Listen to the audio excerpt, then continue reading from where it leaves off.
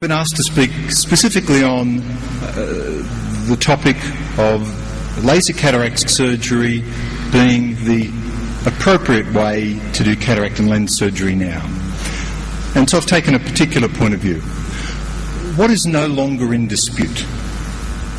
These things are now facts. They're not opinion, they are backed up by data in the literature. A femtosecond laser will produce a better sized, better centred, more rounded and more reproducible capsulorhexis. Those improvements bring benefits: better IOL centration, better effective lens position, reduced high-order aberrations. The incisions are more accurate in length and shape. They're not influenced by surgeon variability.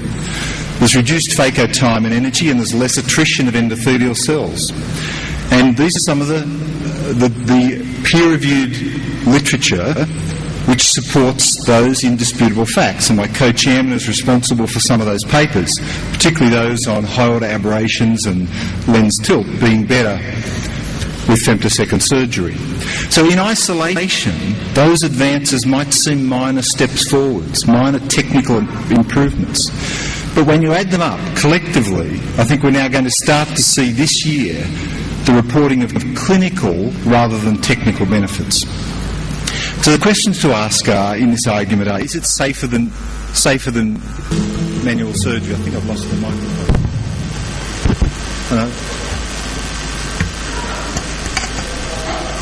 My time's not up yet, I don't think. Well, we've published 3 papers on safety, and particularly the paper number 2, published in Ophthalmology in May 2012, looked at a learning curve of 200 eyes from a group practice, and there were plenty of problems in that group. And in February this year, a second paper will be published by our group in Ophthalmology again, looking at a subsequent 1,300 eyes. And so I'll go into a little bit of that data to support my argument that it is now a safer procedure than manual surgery. It certainly is a shift in thinking. It's not just a modest change in technique. It is a true paradigm shift with changes in the way you disassemble the nucleus, changes in the way you remove cortex. You're dealing with a near-perfect capsulotomy. You don't need as much viscoelastic. You don't need as much hydrodissection, if any. Now, without going too much into the data, on your left-hand column was the May paper, but in this second column, which is the 1,300 subsequent eyes from the same group, you show that every complication which occurred, from simple things like suction breaks to pupillary constriction, they're all statistically significantly better than in that first 200 eyes. And if you look at things like anterior radial tears at 0.31%, posterior capsular tear at 0.31%, they're getting down to be as good as the best published data in the world from single surgeon series. And by that, what I mean by that is this. On the left-hand column, that's my data from my first 500 eyes. Now, I'm not a Howard Gimbel or a Bob Cioni. I'm like my colleagues who published this work, we are regular cataract surgeons. But I've been able to get my complication rate, for example, anterior radial tears, better than the best in the literature.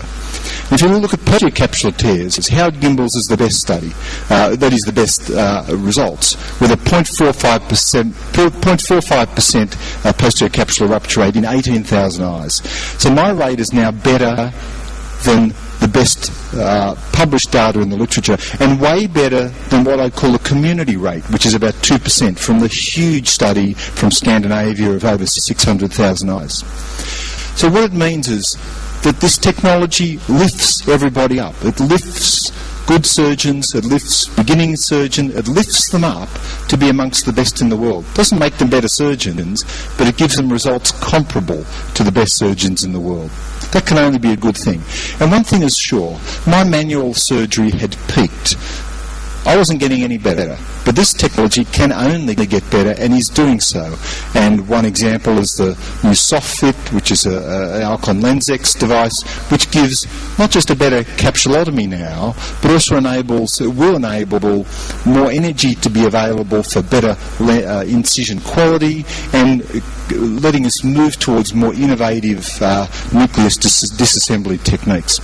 So in my view, and I think this will be now in the literature, literature from 2013. This is a safer way to take a cataract out. Is it more accurate than manual surgery? Here it gets trickier. Warren Hill told us that the capsule opening is the predominant issue to be resolved when trying to refine refractive results, and Jack Holliday would say the same thing. There are many variables, but the quality of the anterior capsule, its roundness, and its ability to overlap the optic contributes more than any other metric to good refractive results.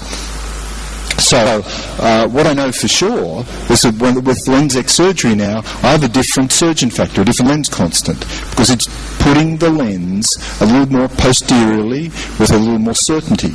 And so I have a different personalised factor for LensX surgery than I do for manual surgery. So it's certainly doing something different.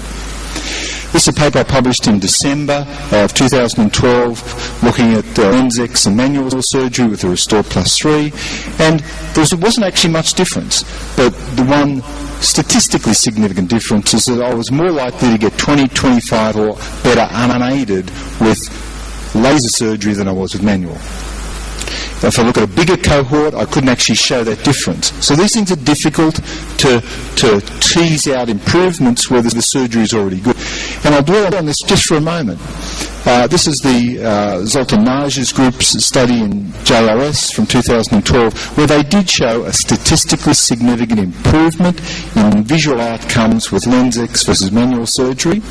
Now, I couldn't show that difference, but I'm coming from a different place. My manual surgery at 0.27 mean absolute error was better than their manual surgery, but actually better than their laser surgery. So if you've refined your results with manual surgery, it's going to be difficult to demonstrate statistically significant improvement in surgery with laser cataract surgery, but I think it will be there. It will just take bigger data sets and more time, and also refinements of technique. Thirdly, can we do new stuff? This is something new we can do, and certainly that's the case with... Let's see if this little video works.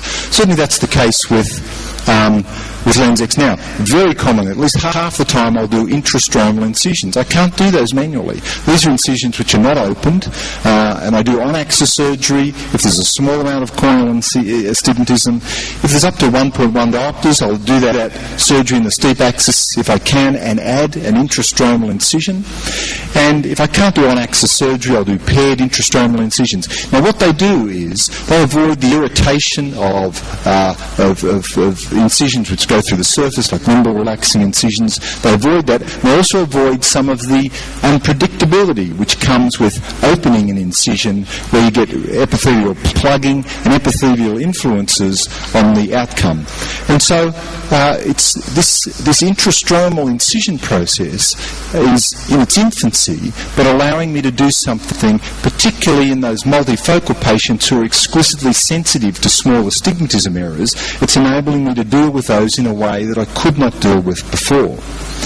So my argument is that in this relentless drive for better results, femtosecond laser and lens cataract surgery is just one part of the puzzle solved.